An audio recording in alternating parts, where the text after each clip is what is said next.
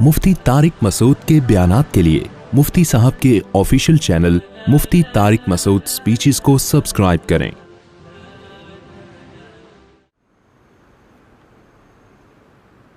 تو میں یہ عرض کر رہا تھا کہ اگر آپ نے ان چیزوں کو اپنے اوپر مسلط کر لیا تو یہ چیزیں بھی آپ کو بولو نہیں ملے۔ اسی کو حدیث میں یوں فرمایا ہے، اجملوا فی الطلب وتوکلوا علیہ۔ آپ صلی اللہ علیہ وسلم نے فرمایا کسی بھی چیز کو طلب کرنے میں، اصل میں تو دولت کے بارے میں ہے لیکن مراد اس سے کوئی بھی چیز، کسی بھی چیز کی چاہت میں، طلب کرنے میں اعتدال سے کام لو۔ کیا کرو؟ اعتدال سے۔ اب سوال پیدا ہوتا ہے کہ نہیں جی، جب تک ہارڈ ورکنگ نہیں ہوگی، جب تک گدھے کی طرح صبح سے شام تک جت نہیں جائیں گے، یہ چیز ہمیں ملے گی نہیں۔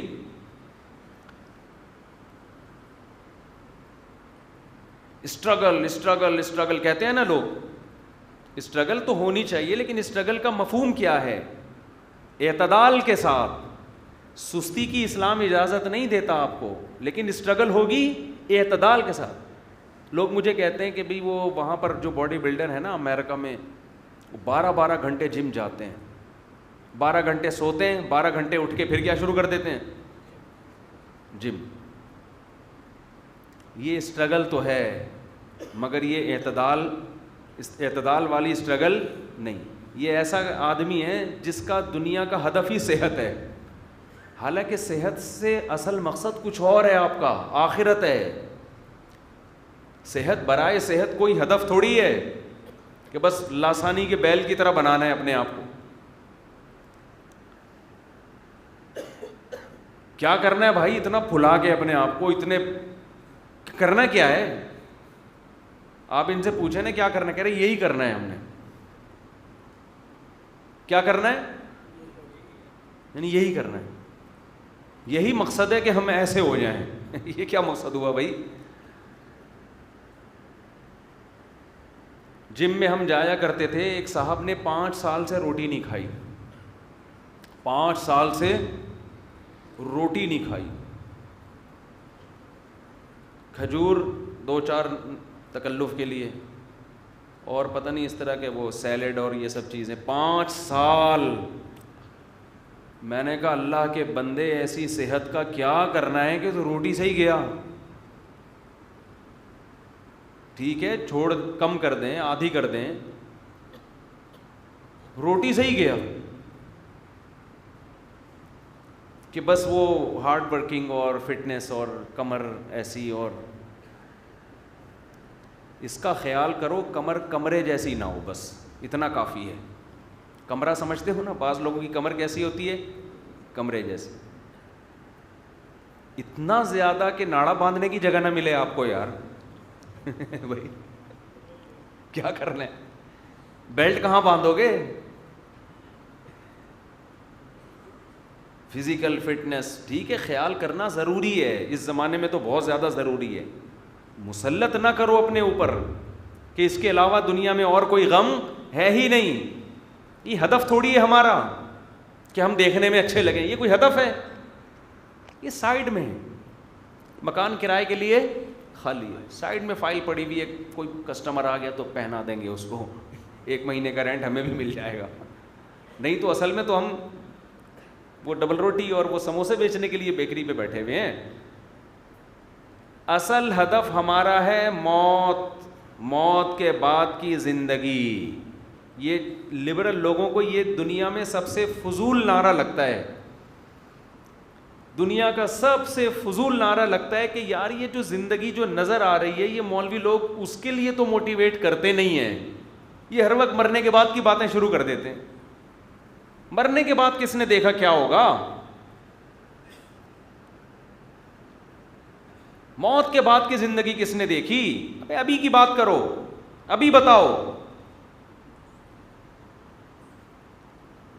موت کے بعد کی زندگی نہ ہوتی تو یہ والی زندگی ہمیں نہ ملتی۔ ہم بنے تھوڑی ہیں، بنایا ہمیں کسی نے۔ یہ بات کیوں نہیں کھوپڑی میں آ رہی بھائی؟ اس میں کون سی چھمبے کی بات ہے؟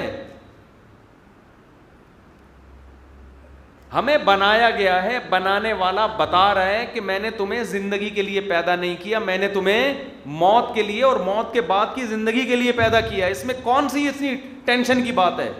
آپ کہتے ہو یہ بات عقل میں نہیں آتی, اور بھی تو بہت سی چیزیں عقل میں نہیں آتی, مان لیتے ہو.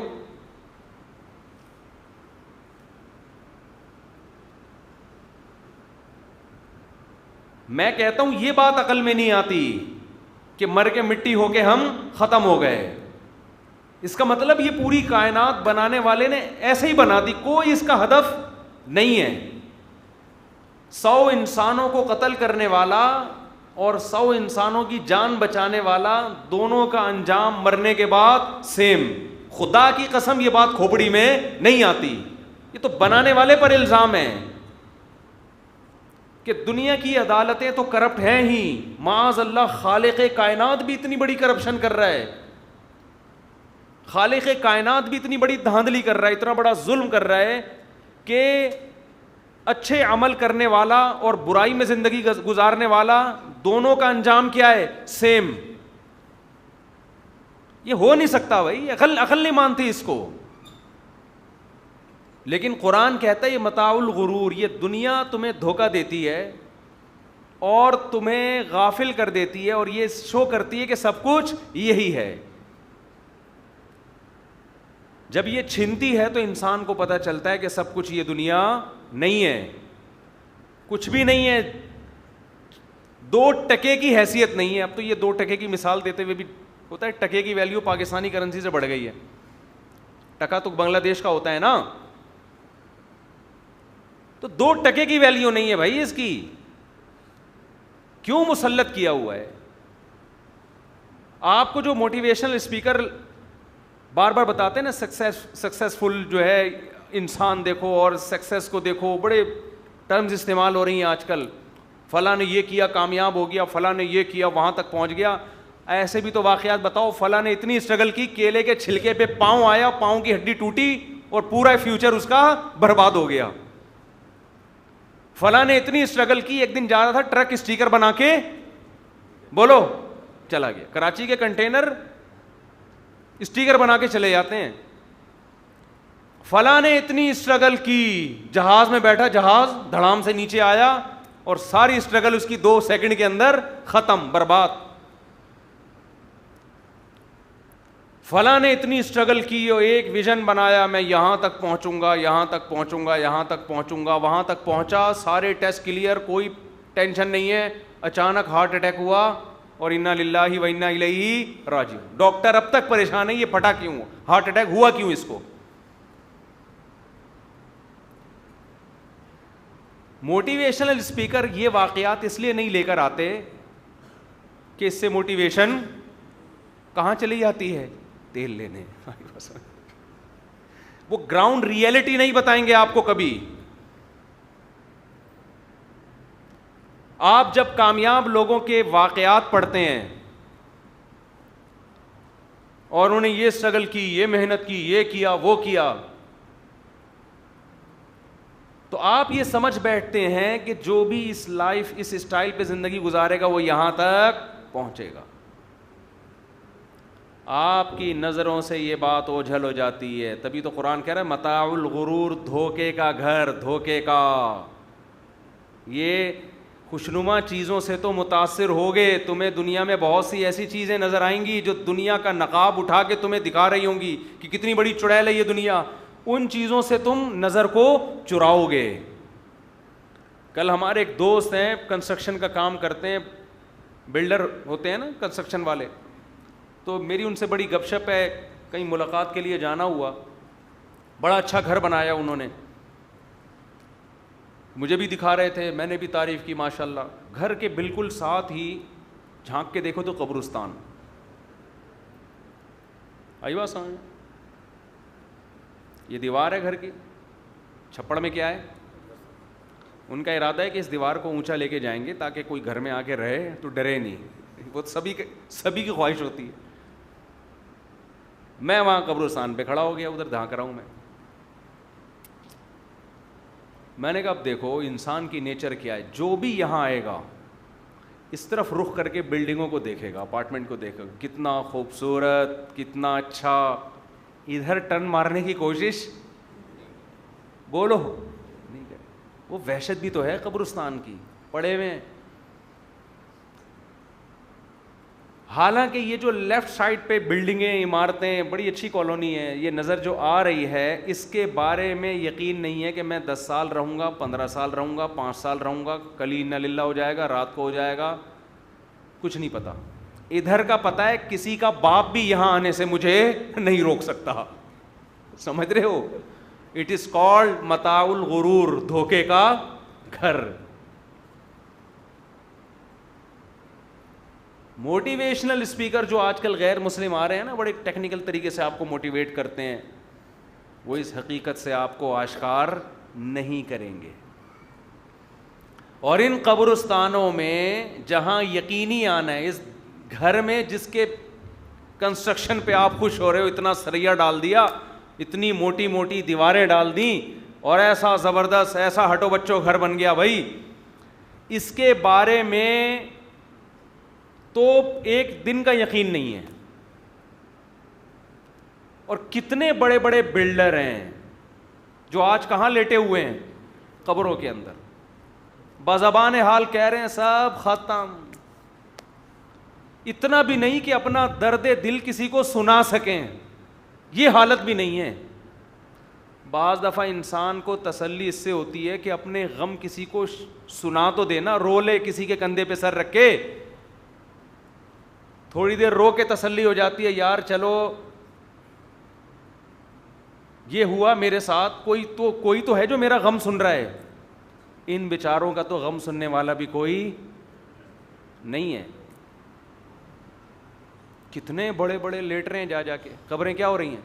اور اب تو کراچی کے قبرستان میں ایک ہی مردوں میں کئی لوگوں کو لایا جا رہا ہے.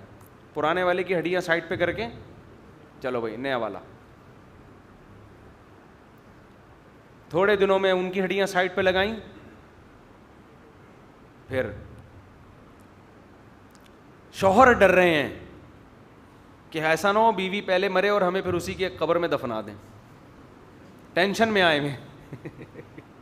وہ ایک آدمی تھا نا, اس کی بیوی بیمار تھی تو ٹینشن میں بیٹھا ہوا تھا.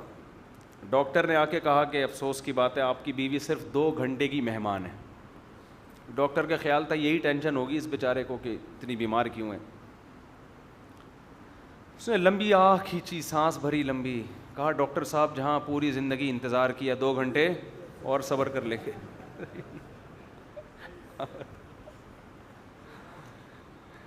تو اب مجھے بتاؤ, ایسا آدمی مرنے کے بعد چاہے گا کہ اسی قبر میں مجھے بھی دفنایا جائے, پھر وہیں لے گئے.